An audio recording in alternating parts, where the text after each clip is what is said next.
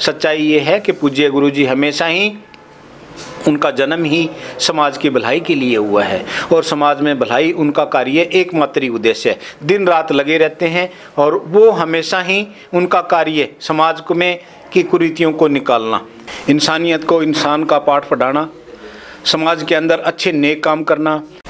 नमस्कार दोस्तों, मैं निधि सिंह द फैक्ट टाइम में आपका स्वागत करती हूं। जानेंगे कि आखिर क्या है डेरा सच्चा सौदा का सच। जी सर, आपका क्या नाम है? मेरा नाम सतीश कुमार जी है, सतीश कुमार। आपको डेरा सच्चा सौदा से जुड़े हुए कितना समय हो गया होगा? मैं 1994 से 1994 से डेरा सच्चा सौदा से जुड़ा हुआ हूँ और मेरी फैमिली में भी सारे जुड़े हुए हैं डेरा सच्चा सौदा से जी। मैं आपसे ये क्वेश्चन करना चाहूँगी कि आप इतने लंबे समय से जुड़े हैं, सही है, मगर आज के समय में आप मतलब वहाँ से अभी भी जुड़े हैं, मतलब आपको उसमें डाउट नहीं हुआ या फिर आपका विश्वास है, किस कारण है? डेरा सच्चा सौदा की स्थापना जो है बेपरवाह साईं सामस्ताना जी महाराज जी का अवतार महीना जिनका चल रहा है, उन्होंने डेरा सच्चा सौदा की स्थापना 1948 में की। तो लंबा अरसा हो गया डेरा सच्चा सौदा, आज से नहीं है, 72-73 वर्ष हो गए हैं डेरा सच्चा सौदा को।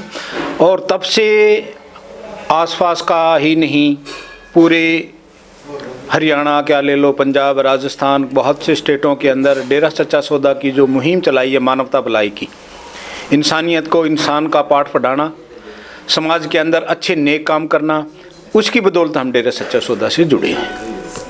आपका विश्वास गुरुजी पे कितना है आज के समय में? पूज्य गुरुजी का विश्वास तो बहुत ज़्यादा है और इसी तरह से बना भी रहेगा, क्योंकि गुरुजी के जो कार्य हैं, समाज की जो समाज को दिया है गुरुजी ने, वो हर कोई नहीं दे सकता। एक पूर्ण संत फकीर ही दे सकता है, जो कि पूज्य गुरुजी ने समाज के भलाई के कार्य जो किए हैं। देखिए, जगह जगह जाके सफाई अभियान करना, बड़े बड़े डिस्ट्रिक्ट में ले लें, जिला स्तर के ले लें या अच्छी अच्छी बड़ी कंट्रियों में ले लें, वहाँ जाके सफाई अभियान करना, बालिकाओं के लिए स्कूल कॉलेज की स्थापना करना और भी मानवता के काम समाज के अंदर करना, मुहिम चलाना, तो ये कोई काम, छोटे काम हर कोई नहीं कर सकता। तो इनसे हम प्रेरित होते हैं, गुरुजी बार बार शिक्षा देते हैं, तो उन्हीं की मोटिवेशन से, उन्हीं की प्रेरणा से आज हम लगे हुए हैं और इसी तरह से सतगुरु के प्रति दृढ़ विश्वास बना रहेगा। आगे भी यूं का यूं बना रहेगा कि हमने जो पहले कभी भी इस तरह के मानवता भलाई के कार्य कभी नहीं करते थे, पूज्य गुरुजी के कहने से, उनके समझाने से आज हम मानवता भलाई के कार्य में लगे हुए हैं। तो और क्या चाहिए हमें? हमारी पीढ़ियां, आने वाले बच्चे, मैं भी एक गवर्नमेंट शिक्षक हूं, तो हम पढ़े लिखे हैं, सारा समाज पता है कि पूज्य गुरुजी समाज के लिए क्या कर रहे हैं। तो मैं तो सभी को यही विनती करूंगा कि डेरा सच्चा सौदे से जुड़िए, आप आगे देखिए, गुरुजी के वचन सुने, उनके बताए रास्ते पे चलें, समाज के लिए बहुत कुछ करते हैं और इसी तरह से लगातार करते जा रहे हैं। तो हर एक को जुड़ना चाहिए। लड़कियां जितनी डेरा में सुरक्षित हैं, मतलब डेरा में जितनी सुरक्षित हैं और बाहर कितनी सुरक्षित हैं, इसका जो अंतर है जरा वो बताइए। अंतर आपको क्या बताएं, दिन और रात का अंतर है।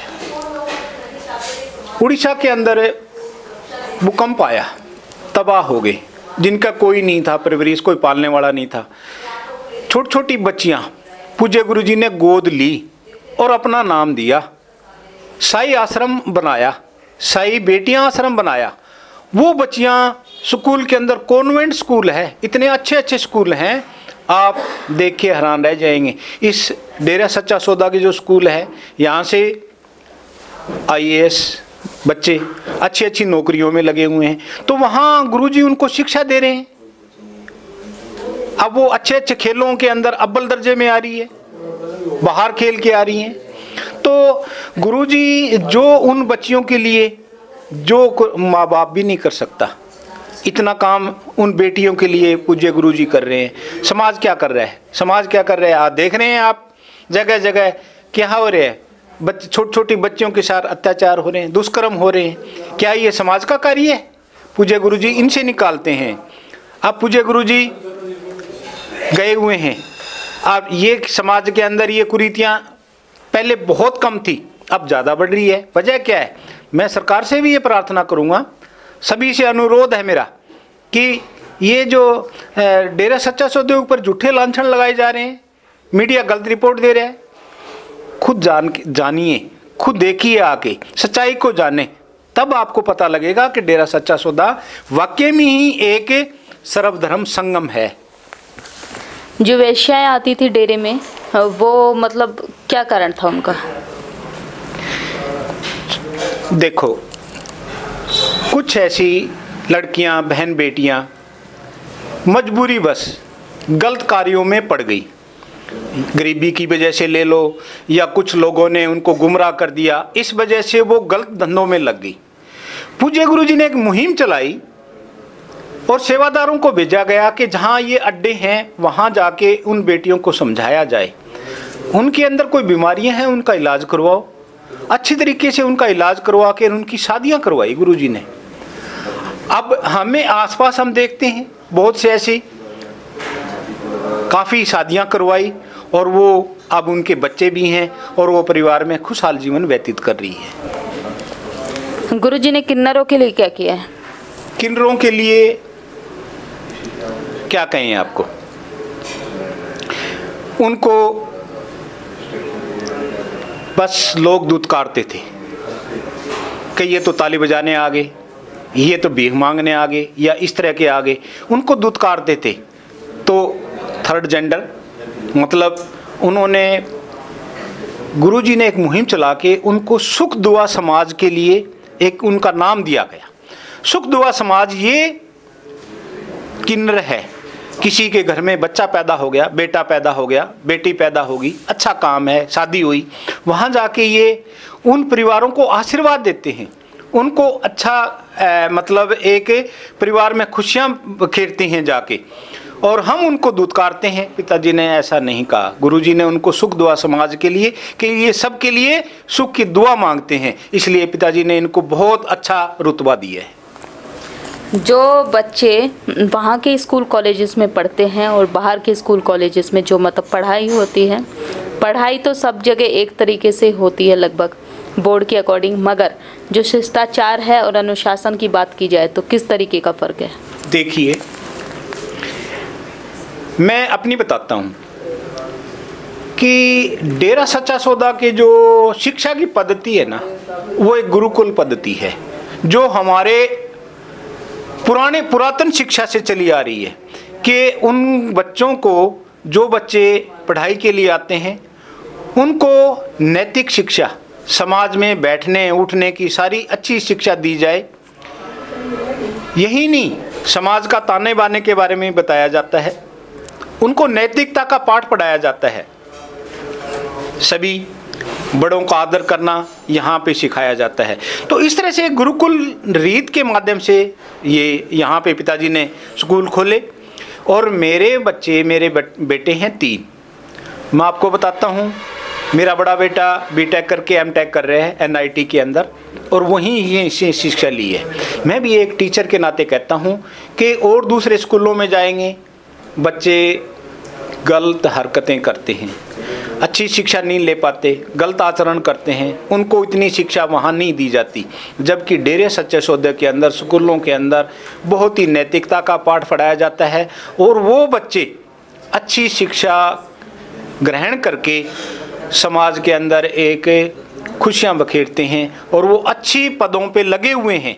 यही नहीं, अच्छे खेलों के अंदर, डेरा सच्चा सौदा के स्कूलों के अंदर जो पूज्य गुरुजी ने खेल गांव का निर्माण किया हुआ है, खुद गुरुजी लगभग 32 गेम खुद खेले हुए हैं पिताजी ने, और वो गुरुजी सबको यही शिक्षा देते हैं कि बच्चों को जैसे हम जैसे रास्ता दिखा देंगे वैसे रास्ते पे चल पड़ेंगे। तो उन बच्चों को खेलों के बारे में, जो खेलों के अंदर महारत हासिल किए हुए हैं, भीम अवार्डी बच्चे हैं, अच्छे रतन लिए हुए हैं बच्चों ने, तो यहाँ पे लड़कियों के लिए अलग स्कूल है, लड़कों के लिए अलग स्कूल है, कॉलेजों का निर्माण किया हुआ है और खेलों के लिए सारी कुछ सुविधाएं व्यवस्था रखी है। और पूज्य गुरुजी इसी तरह से मुहिम में लगे हुए हैं कि ये जो पीढ़ी है, यूथ वर्ग है, इनको अच्छा माहौल दिया जाए, अच्छी शिक्षा दी जाए ताकि ये समाज के अंदर और बढ़िया करें, देश के प्रति ये बहुत बढ़िया सेवा कर सकें। तो ये पूज्य गुरुजी लगातार लगे हुए हैं। गुरुजी के आने से समाज में क्या सुधार आ सकते हैं, बदलाव आ सकते हैं? बहुत कुछ बदलाव आ जाएगा। सच्चाई जानिए, सच्चाई को परखिए, तभी पता लगेगा। अभी इन 2-3 सालों के अंदर आप देखेंगे आसपास, मैं एक ग्रामीण क्षेत्र का रहने वाला हूं, तो मैंने देखा गांव के अंदर ना किसी तरह का कोई, आज जैसे ये सुनने में आता है जगह जगह अखबारों में, आप जेलों के अंदर देखेंगे यूथ बहुत ज़्यादा, क्या चिट्टा बिक रहा है, अफीम बिक रहा है, पोस्ट, डोडा, इस तरह की दूसरे मेडिकल नशे ले ले, तो वो लगा हुआ है समाज।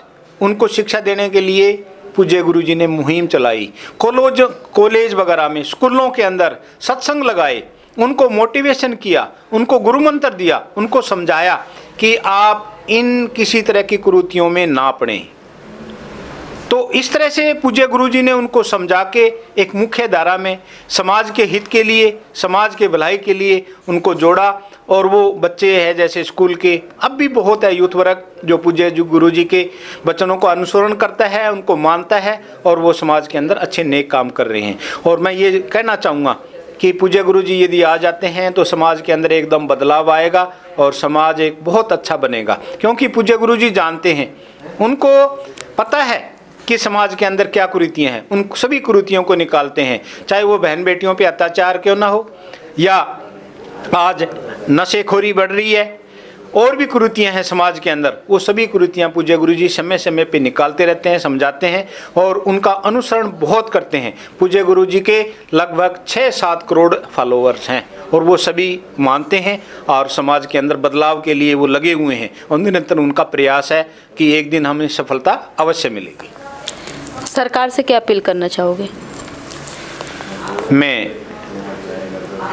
सरकार से, चाहे वो हमारा राज्य सरकार है, चाहे केंद्र सरकार है और उच्चतम न्यायालय है, तो सभी से मैं यही प्रार्थना करूँगा कि सच्चाई को जान के, समझ के और जल्दी ही इसको ये एक बार वेरिफिकेशन करवा लें। कुछ लोग होते हैं जो समाज में गलत हरकत करते हैं, गुरुजी समाज के लिए बुराइयां निकालने में लगे हुए हैं। वो लोग ये नहीं चाहते कि पूज्य गुरुजी समाज के अंदर बदलाव ले आए, नेक बने समाज, वो चाहते ही नहीं लोग। वो ही लोग गलत हरकतें करते हैं, मीडिया में जाते हैं, गलत इल्ज़ाम लगाते हैं, झूठे आरोप लगाते हैं, जबकि ये बातें सच्चाई बिल्कुल ही नहीं है, लेस मात्र भी नहीं है। सच्चाई ये है कि पूज्य गुरुजी हमेशा ही, उनका जन्म ही समाज की भलाई के लिए हुआ है और समाज में भलाई उनका कार्य एकमात्र ही उद्देश्य है। दिन रात लगे रहते हैं और वो हमेशा ही उनका कार्य समाज में की कुरीतियों को निकालना, नेक बनाना। हमारा देश भारत तक्षशिला पढ़ाई के लिए बाहर से आते थे, देश विदेश से और फॉरेन से पढ़ाई के लिए हम भारत में आते थे और पूज्य गुरुजी चाहते हैं कि हमारा भारत एक अच्छा देश बने, बढ़िया बने, इसी के लिए पूज्य गुरुजी लगे हुए हैं। तो मैं यही सरकारों से भी यही प्रार्थना करूंगा कि आप इस सच्चाई को जानें और पूज्य गुरुजी के ऊपर झूठे आरोप लगाए हैं, आप उनको, ये झूठे आरोप है, ये सदा के लिए नहीं, और ये आप इनसे आरोप मुक्त करके पूज्य गुरुजी को जल्दी ही रिहा करें। जी बहुत बहुत धन्यवाद आपका।